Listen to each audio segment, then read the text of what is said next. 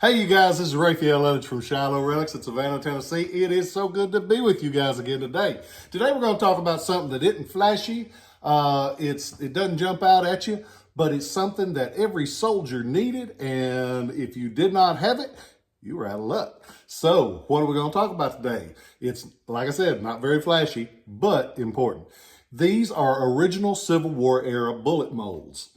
Yep, that's true. The bullets, a lot of them were factory made and came in pre-made packaging, their own little paper cartridges, but some of them were actually made in the field. The soldiers would take the lead, pour them in there, and make them in the field. They were actually little pieces of lead ingots that they carried around. Some of them will actually show up in campsites. St. Louis Shot Tower produced a lot of them that show up in our area here in Shiloh, like this. I just got this one little section. But the soldiers actually cast their own bullets, and they had to have a mold to do that. And the price range is very wide on these because you can pick up, they're a neat thing to collect because you can pick up just a plain little unmarked bullet mold like this one right here for in under 50 bucks, most of the time under 40. And so they're neat. They're very neat and still affordable. The ones, general rule of thumb, brass brings more than iron. They just look a little better, and they've always brought a little more. They're not necessarily rare, but they do bring a little bit more. The simple ones, a lot of times they'll be like this little fellow like this that make what's referred to as a country rifle or a picket bullet.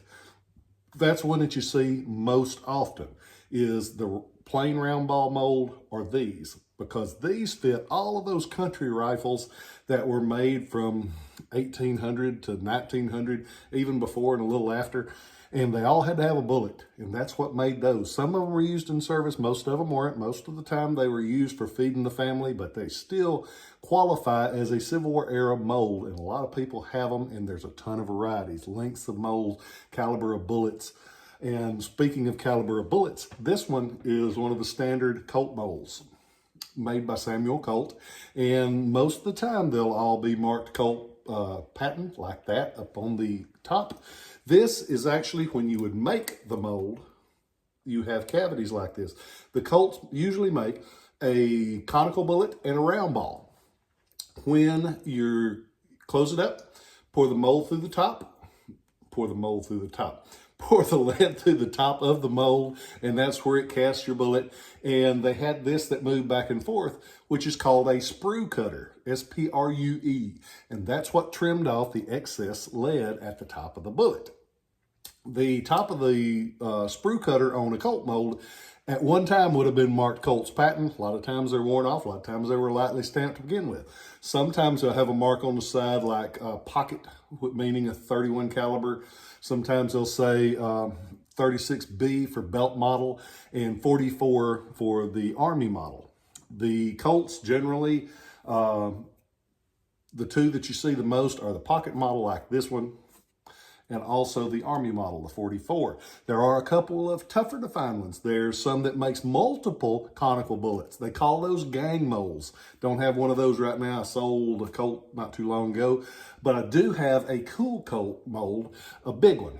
Look at the size difference in that. And that's the size difference there. This one is for the 56 caliber Colt revolving rifle. It makes, again, it's just like that one except on steroids. It's got this cavity, which makes a conical and a round ball bullet, has the massive iron mold body, and then it has wooden legs, wooden handles on the legs with brass ferrules on the end. That one is a tough one to find. This one's pretty, marked Colt's patent. And most all of the guns that you see, they did have an option for you to make your own bullets. This one with the wooden handle, that one there, is for a Star patent revolver made in Yonkers, New York. Tough one to find. And the fewer that they made, generally the more that they'll bring. Star you don't see very often because they didn't make as many of the Star revolvers as they did the Colt. And they've got a wooden handle that breaks fairly easily, so they were lost fairly easily. Some of them will be for pistols, some of them for muskets, and then some for carbines. Carbine molds are very tough to find. You don't see as many of them at all. Occasionally you will see, this one is for a Merrill carbine. Big brass mold, massive mold. And it casts two conical bullets of the Merrill pattern. But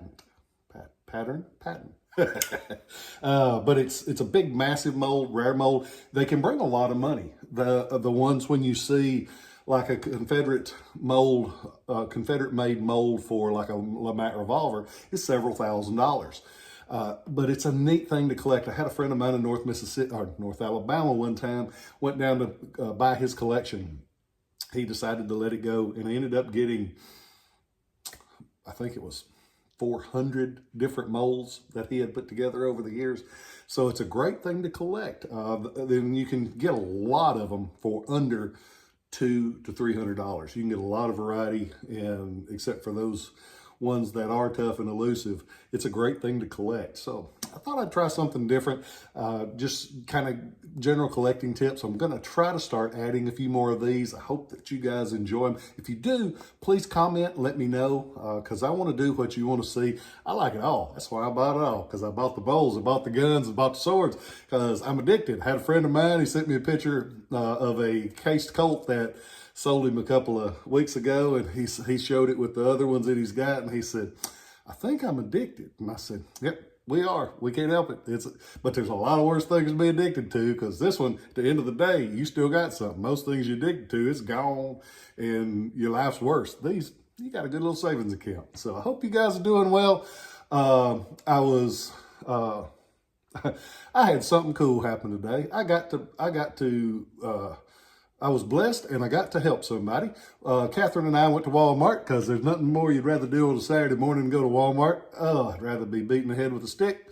But we went to Walmart, and we are standing in line checking out, and this lady comes up, and she's got a cart full of toys. And we said, well, look like you're going to have an interesting day. And she was gathering up toys for little kids for Christmas for the neighborhood. And we got to talking to her and got to help out a little bit.